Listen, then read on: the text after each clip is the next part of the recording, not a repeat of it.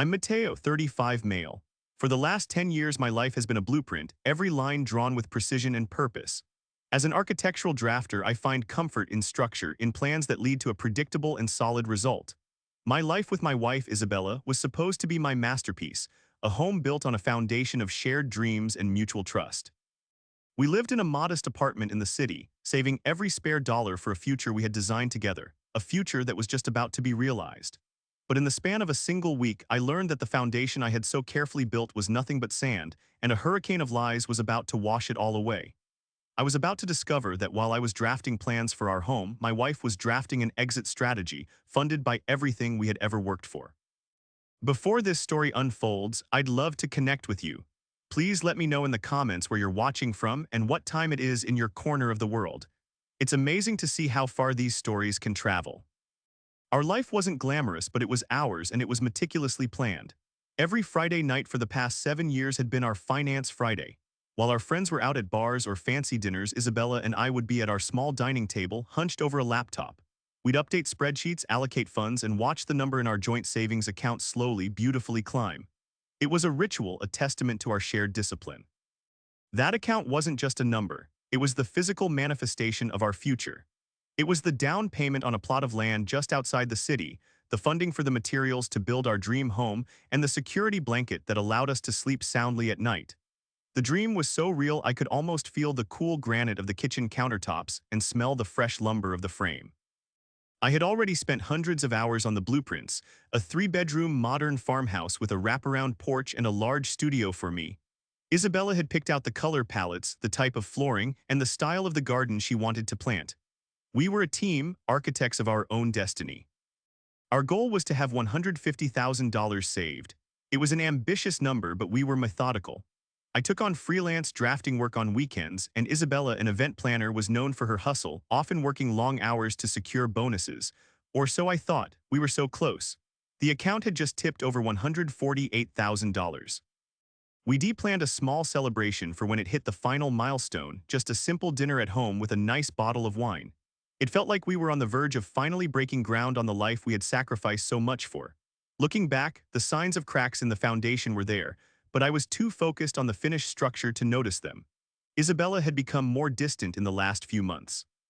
She attributed it to stress from a particularly demanding client, a wealthy vineyard owner named Julian who was planning a massive corporate retreat. She complained about his constant demands and last-minute changes, but she also lit up when she talked about the lavish world he inhabited. The extravagant tastings, the trips to scout other luxury venues, the high-profile guests. I saw it as a professional challenge for her, a chance to make a name for herself. I encouraged her, telling her how proud I was of her ambition. I remember one night, about a month before everything fell apart, she came home late, smelling of expensive wine and a perfume that wasn't her own. She said she'd had a long client dinner with Julian and his team. She seemed agitated, almost guilty, but I dismissed it as exhaustion. I trusted her. Trust was the load-bearing wall of our entire relationship. Without it, everything would collapse. We had built our marriage on the promise of complete transparency, especially with our finances. Every major purchase was a joint decision. Every dollar was accounted for. So when she talked about the pressures of her job, I simply saw it as the final push we needed to get over the finish line. Her mother, Sophia, a retired nurse living a few hours away, had always been a quiet presence in our lives. She had some minor health scares in the past, a bout of pneumonia one year, a knee replacement the next, so the idea of her needing medical care wasn't foreign. Isabella was incredibly close to her mother, and I always admired that bond. I saw it as a reflection of the caring, family-oriented woman I had married. It was this very bond, this seemingly unbreakable connection between a daughter and her mother, that she would use as the cornerstone of her devastating lie.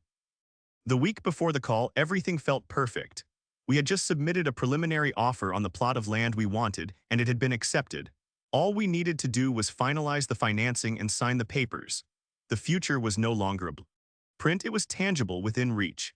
We spent a whole weekend just dreaming, walking through the empty rooms of our imaginary house, deciding where we'd put the furniture. Isabella was more affectionate than she had been in months, holding my hand, talking excitedly about our future children playing in the yard. It was a masterful performance, a final coat of paint to hide the rot that was already eating away at the structure of our lives.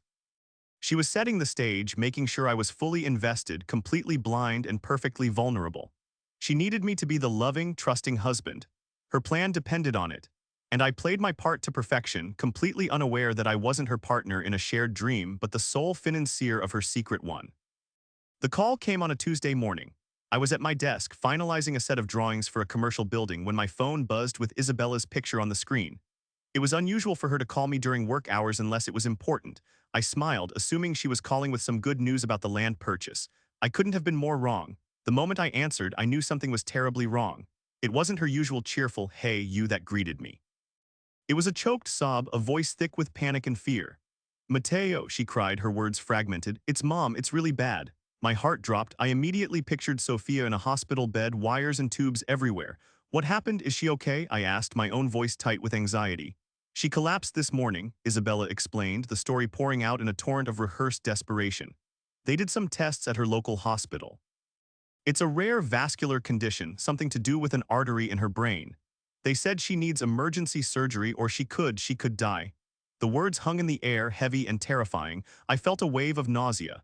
Sophia had always been so vibrant. "Okay, okay, honey, breathe," I said, trying to be the calm, supportive husband. "What do the doctors say? What's the plan?" Isabella took a shaky breath. "There's a specialist, one of the best in the country. He's based out of a private clinic a few states away. He can do the surgery, but Mateo, the clinic isn't fully covered by her insurance. They need the payment up front. The insurance will reimburse some of it later, but they need the full amount now to even schedule the procedure." The pieces were being laid one by one and I was too consumed with worry to see the trap. "How much?" I asked, already knowing the answer would be devastating. There was a pause on her end, filled with what I thought was hesitation and shame. Now I know it was the silence of a predator closing in. $145,000, she whispered, the number landing like a physical blow. It was almost everything. It was the land, the house, the future. For a split second, a flicker of something doubt maybe crossed my mind. The exactness of the amount, the convenience of it being just under our total savings felt odd, but I immediately crushed the thought. How could I be so selfish? This was Sophia's life on the line. Isabella must have sensed my hesitation. "I know," she sobbed, her voice breaking dramatically. "I know it's everything we've saved. I wouldn't ask if it wasn't life or death. We can rebuild. We can save again. But I can't lose my mom, Mateo. I just can't." Her words were a masterstroke of manipulation, perfectly crafted to target my love for her and my sense of duty.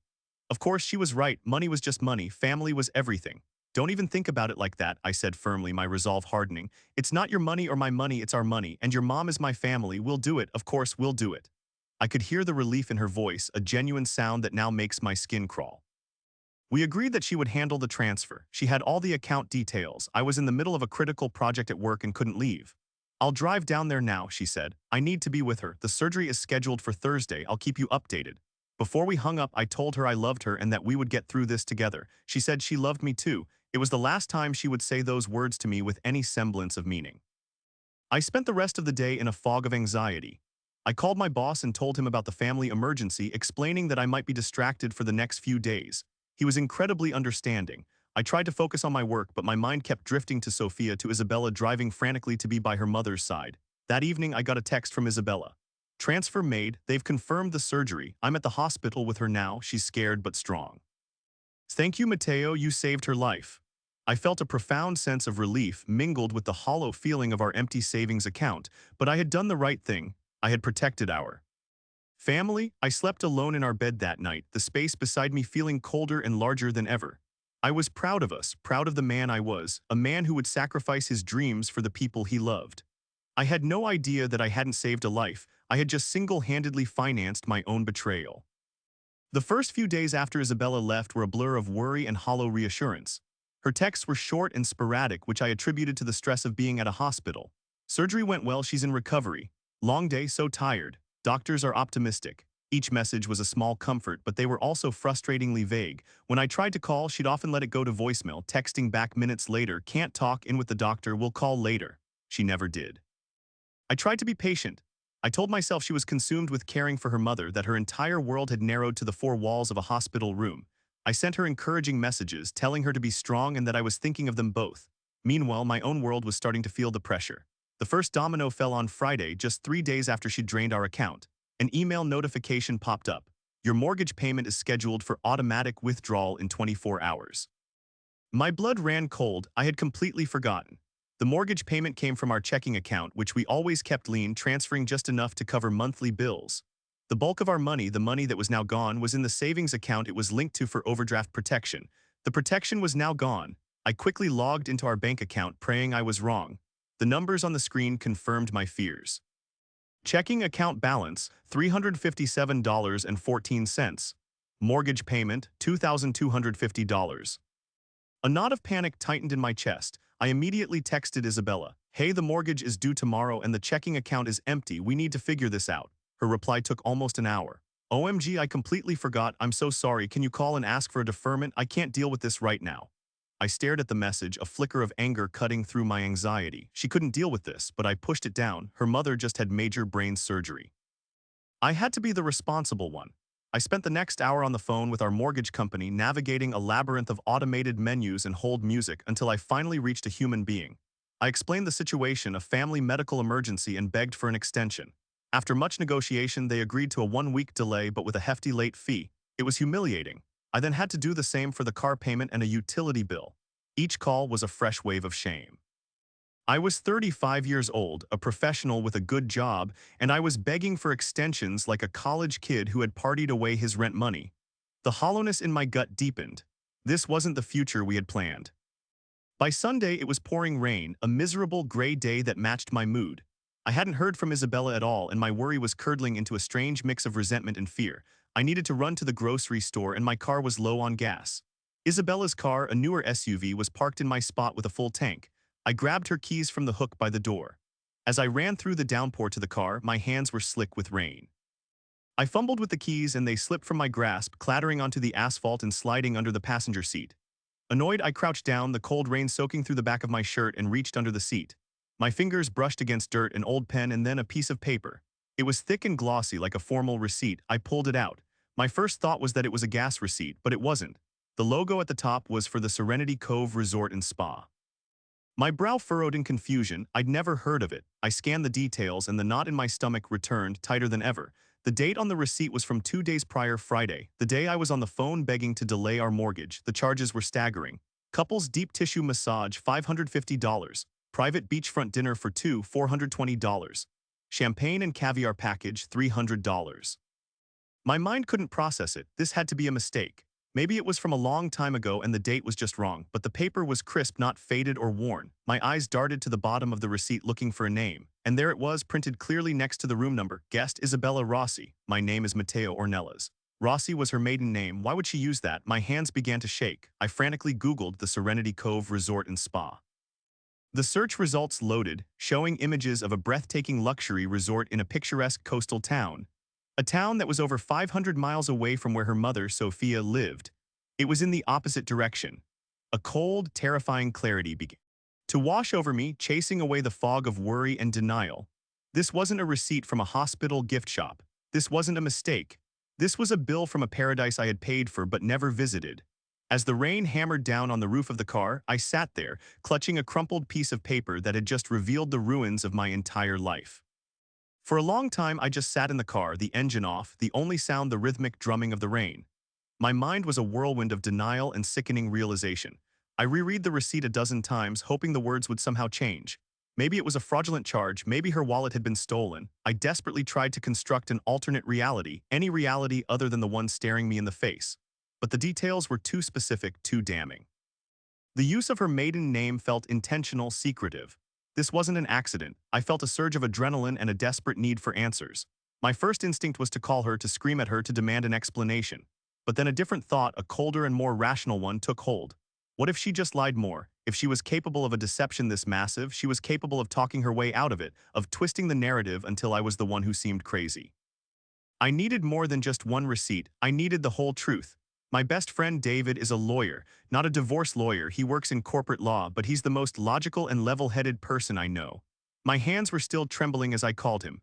"Matteo, what's up? You sound terrible," he said, his voice instantly laced with concern.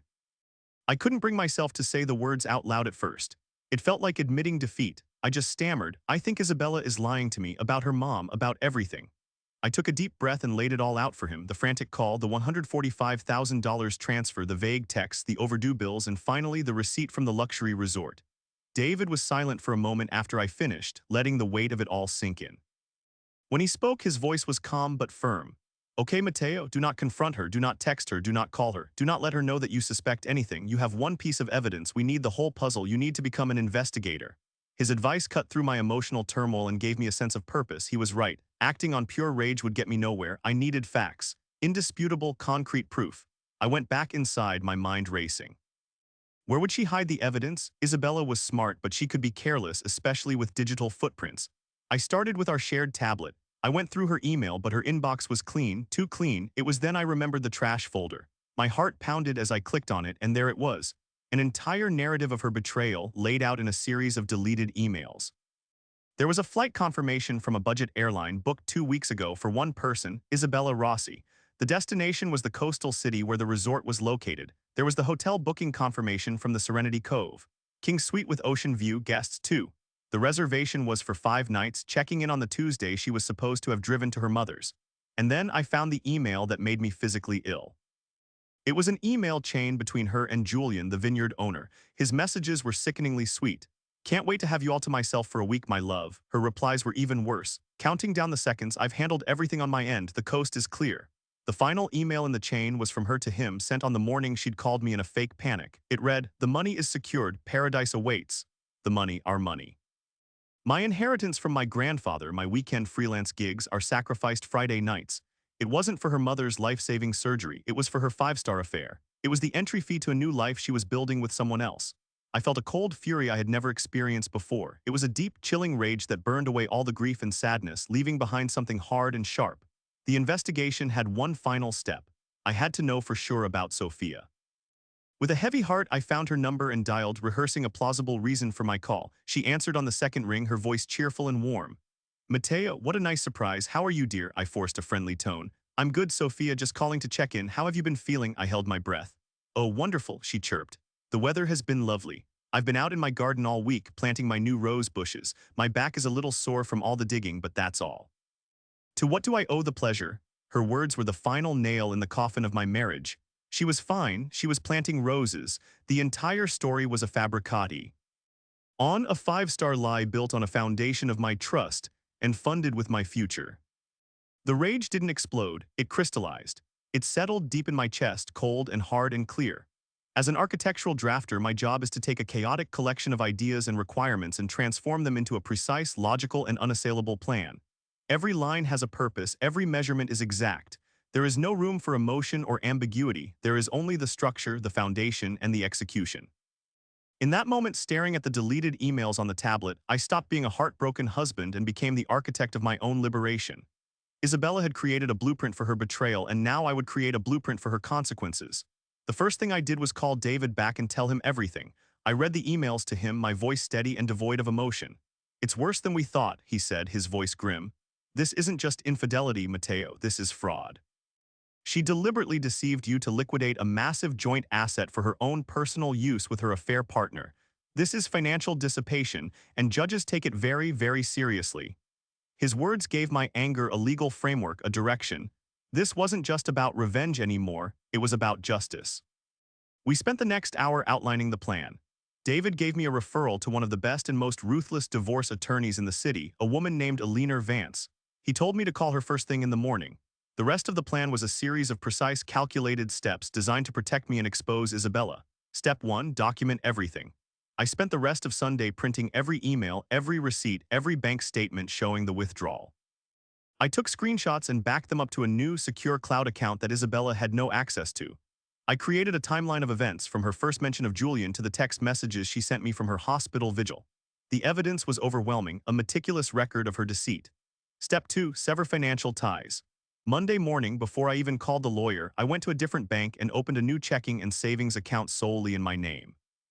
I then went to my company's HR department and redirected my paycheck to the new account. I canceled the joint credit cards, reporting them as lost stolen to ensure no new charges could be made. I was building a financial firewall brick by brick. Step 3. Secure legal counsel. My call with Eleanor Vance was brief and to the point. I laid out the facts and she listened without interruption. Her response was chillingly efficient. "Mr. Ornelas, your wife has made a catastrophic error. We will file for divorce on the grounds of both adultery and financial dissipation. We will petition the court to have the full amount of the savings considered part of her settlement. She stole your future. We're going to make sure she pays for it, literally." Step 4. The strategic retreat. Isabella was due back the next day on Tuesday. I had less than 24 hours. David came over after work and we began the painstaking process of surgically removing my life from our shared apartment. We didn't take everything, just my things. My clothes, my books, my drafting tools, the photos of my family. We were careful to leave all of her belongings untouched. The most important things I took were personal: the framed photo of my grandparents on our wedding day and the preliminary blueprints for our dream house. I rolled them up carefully and secured them with a rubber band. This dream was dead, but the skill that created it was mine alone. We moved everything into a small storage unit I had rented that afternoon. When we were done, the apartment felt strange and hollow. It was still a home, but it was no longer our home. It was just a place filled with her things. Step 5. Set the stage. The final step was to prepare for the confrontation. I didn't want a screaming match, I wanted a verdict. On the dining room table, the very table where we had planned our future, I laid out my evidence. I arranged the printed documents in chronological order: the flight confirmation, the hotel booking, the spa receipt, the emails with Julian, and the bank statement showing the $145,000 withdrawal. In the center of it all, I placed a single sheet of paper with a phone number on it, Eleanor Vance S., with the words "my attorney" written above it. I was ready. The quiet architect had finished his plans. All that was left was for the demolition to begin. Isabella was due to arrive at 6 p.m. I spent the last few hours in a state of surreal calm. The storm of emotion had passed, leaving a quiet, empty space behind. I sat on the couch in the semi-vacant living room, the silence punctuated only by the ticking of a clock on the wall. I wasn't nervous. I wasn't angry. I felt like a spectator about to watch the final act of a play for which I already knew the ending. At 6:10, I heard her key in the lock. The door opened and she walked in, dropping a designer overnight bag on the floor. She had perfected her role. Her shoulders were slumped with manufactured exhaustion, her face a mask of sorrowful duty. She even had faint, smudged mascara under her eyes, as if she had been crying on the drive home. "Oh, Mateo," she sighed, her voice husky with fake emotion. "I'm so glad to be home. You have no idea what this week has been like." She came towards me, her arms open for a hug, but I didn't stand up. I just looked at her, my expression unreadable. She stopped, a flicker of confusion crossing her face. "What's wrong? You look strange." She glanced around the room, finally noticing the empty spaces on the bookshelf, the blank spot on the wall where my favorite painting used to hang.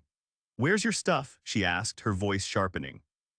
I didn't answer. I simply stood up, walked over to the dining room table, and gestured for her to join me. "We need to talk," I said, my voice flat. Warily, she approached the table. Her eyes scanned the documents I had so carefully arranged. I watched as her expression shifted through a series of emotions with cinematic speed.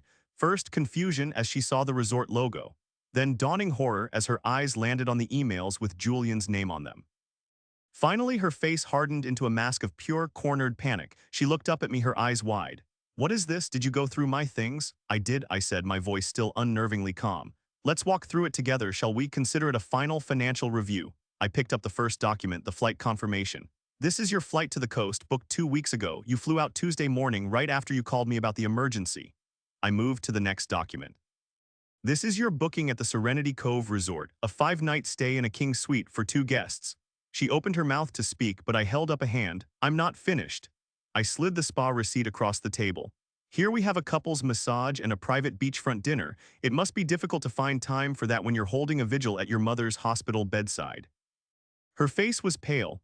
"Mateo, it's not what it looks like. Julian, he was just supporting me. I was so stressed about my mom." "Stop," I said, my voice like ice. "Stop lying, it's over." I pushed the printout of her emails with Julian in front of her. Her gushing words about paradise and how the coast is clear stared up at her. She flinched as if the paper had burned her. "And finally," I said, sliding the bank statement showing the $145,000 withdrawal into the center of the table.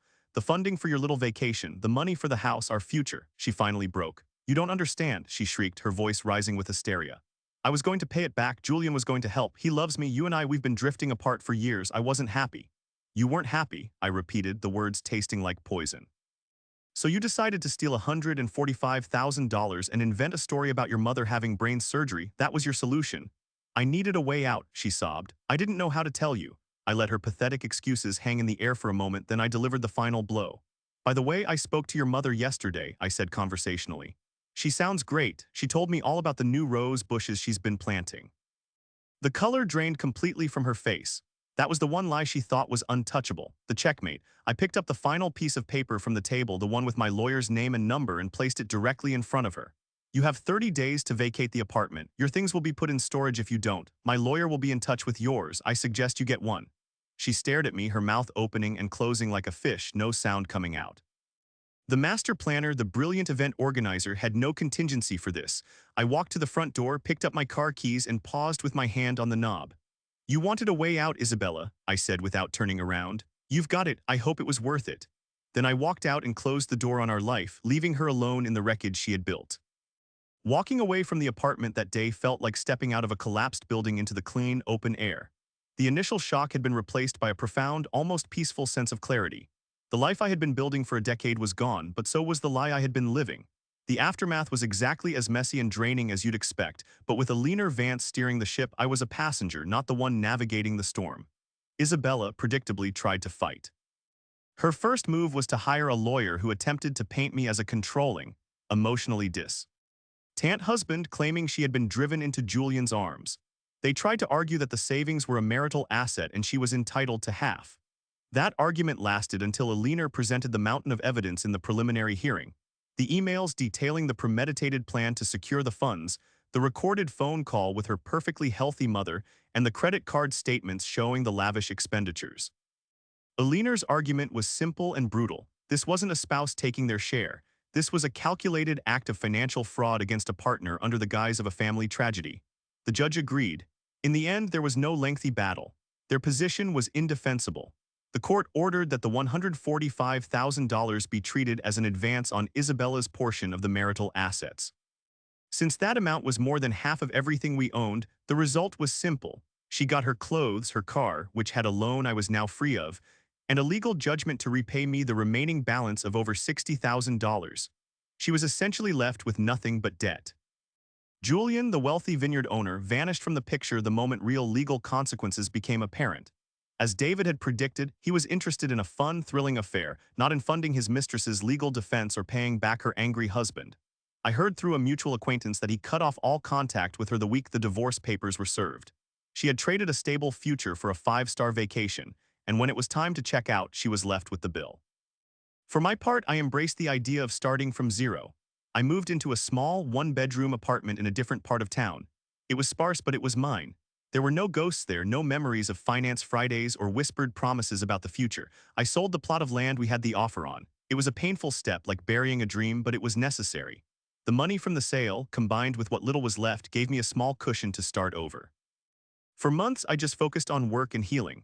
I spent my weekends hiking, reconnecting with old friends, and rediscovering the parts of myself I had lost in my all-consuming pursuit of a shared goal. I realized that my identity had become completely intertwined with our plan. I was no longer just Matteo. I was one half of a team building a house. Now I was just Matteo again, and I had to figure out who that was. The biggest change came from my work. I had always seen my job as a means to an end, the salary that funded the savings account. Now I looked at my drafting table differently. It was my craft, my art. I started taking on small, independent design projects on the side, not for the money, but for the joy of creating. I designed a minimalist cabin for a friend, a garden shed for my parents, and a deck for my neighbor. And then I started drawing for myself. On a fresh sheet of paper, I began to sketch a new house. It was much smaller than the farmhouse I had planned with Isabella. It was modest, efficient, and designed for one. It had large windows to let in the light, a small, functional kitchen, and a large, open studio where I could work and create. It wasn't a dream house. It was a real house, a possible house. It was a blueprint for a future that was entirely my own. About a year after the divorce was finalized, I ran into an old colleague of Isabella's. She told me that Isabella had been forced to move back in with her mother and was working as a waitress to pay off the judgment she owed me. Every month, a check for a few $100s arrives in my mailbox, a stark reminder of the price of her choices. I don't feel anger when I see them anymore. I just feel a quiet sense of closure. I am not starting from zero.